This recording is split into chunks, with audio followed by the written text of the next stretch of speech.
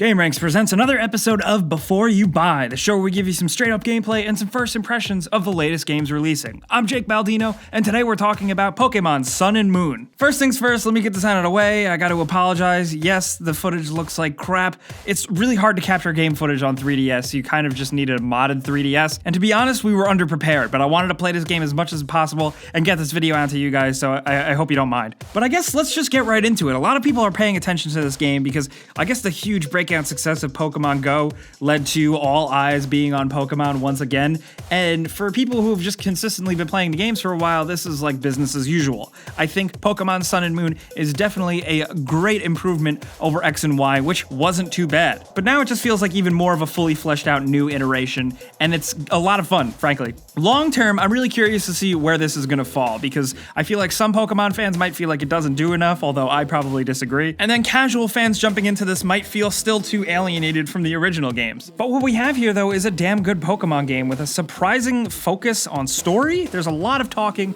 there's a lot of characters. Thankfully, the characters are all pretty cool and recognizable and fun, and, you know, they feel like they would just fit in with a regular old anime. The game has a very almost painfully long intro sequence where you're constantly talking to people every 5 feet, and it's a little frustrating and annoying, but it's the game's way of setting things up, and it feels like a grind. But once you get through it and the game lets its shackles off you and you're free to go, it's awesome. Once the gameplay really does kick in, it just feels like good old solid Pokemon, with, I think, enough refinements and features and a little added depth here and there to really just make it fun. I guess I should acknowledge a lot of people have been asking me on Twitter the difference between Sun and Moon, besides just exclusive Pokemon for each, is a 12-hour difference in in-game time. So in Moon, you'll find a tendency a lot of the game and stuff will take place during the nighttime. What I really like about Sun and Moon is the fact that they didn't forget about the old Pokemon characters, because yeah, I guess I am a Gen 1er like some people call me. But what is nice is that not only do you encounter old Pokemon and new Pokemon, but some of the old Pokemon have new looks and new tricks. And honestly, I just like that because it adds another layer of discovery on top of discovering new Pokemons and evolutions. The old Pokemon aren't exactly the same either. These are new variants on old looks. And some people really criticize the newer Pokemon designs, but I feel like in Sun and Moon, I feel like the designs here have kind of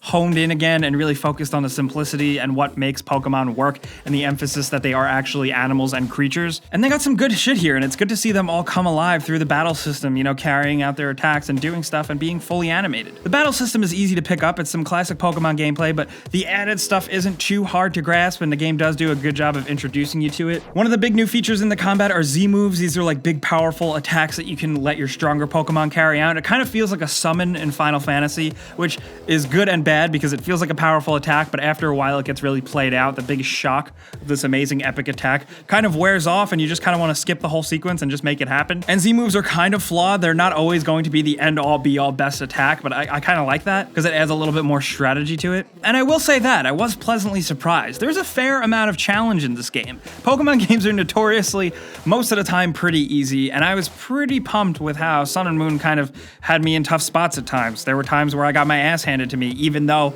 I had grinded up and leveled up as much as I thought. It turned out it wasn't enough, and I like that. I had to actually really rely more on strategy and preparing before I go into battle. Basically, what I'm trying to say is that the game does play very well, and it looks pretty decent. The game worlds are actually surprisingly pretty big. They're colorful, and they're nice, and they're very colorful because you're in the new region of Alola. Your character actually comes from the Kanto region from the original games, and now you're basically on rip-off Hawaii Islands, and while that can be a little tiresome, you know, you get a little bored of the whole, everything is overly Hawaiian, at least in the beginning. The fact that the game is broken up by a bunch of different islands really does a good job at adding a lot of variety. Different islands have completely different feels, different types of Pokemon, and everything. So it feels like there's a lot to explore from beginning to end because you're still just going to be discovering new things and new looks, and, you know, you just kind of get that sense of progression, which I think is important. Pokemon Refresh is back, and now it's more useful and less of a throwaway feature. You get a lot more buffs and stuff by actually taking care of your Pokemon and paying attention to them. There's also much more customization, really improved upon from X and Y.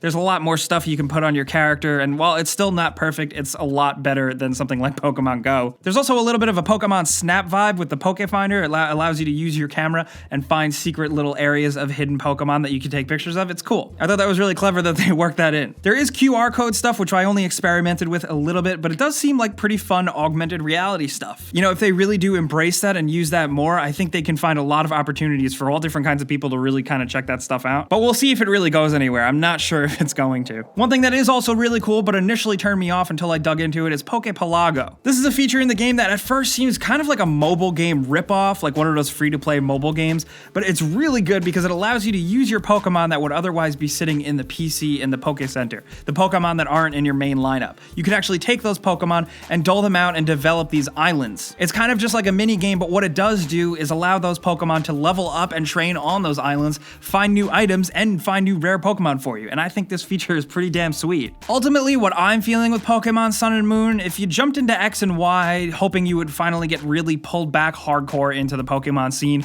and you didn't really feel like it did it for you, I think Pokemon Sun and Moon will. It just feels more fleshed out, more fun, and just a stronger game. And if you've been somebody who has just played every single Pokemon game from top to bottom, I don't know, I don't really think you're gonna have too many problems with this game. I think there's a lot to like here, and so far I'm genuinely satisfied. Some of the story-heavy stuff might turn people off, it might feel like a little bit of a waste of time if you don't care about these characters, and it is admittedly hard to do so, but the actual core gameplay I think is better than ever, especially now that it's a little bit more difficult. That's just what I feel, but guys, you know how Before You Buy works. I give you the pros, the cons, and some personal opinion thrown in there, and now I want to hear yours. Let me know in the comments what you think about Pokemon Sun and Moon. I've seen a lot of people angry that just Pokemon games just keep on putting out the same thing over and over again. I don't totally feel that way. I also know on the flip side there are a ton of people that just love all these games, and I want to know whether you're looking at it as a fan or a casual fan. What are you thinking with Pokemon Sun and Moon? Have you been playing it? What do you think? And I want to know what your starter Pokemon is. Please tell me, because that may or may not start a huge fight in the comments that I'm looking forward to seeing. If for some reason you are new, you should know liking and subscribing helps us out more than you can ever imagine, but you guys know the deal. Thanks for watching, and we'll see you guys next time.